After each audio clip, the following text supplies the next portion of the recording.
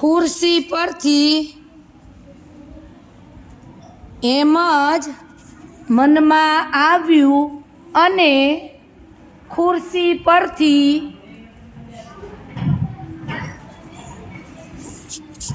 હવાથી હલતા ઊભા રહેજો. ખુરશી પરથી ઊભા થઈ,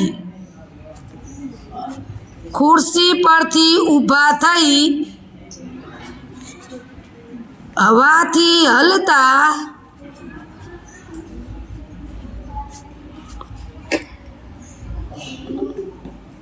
બારી પરના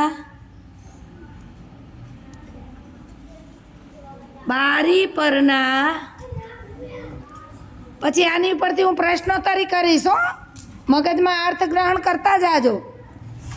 બારી પરના લખ્યું, પડદાને ઉતારી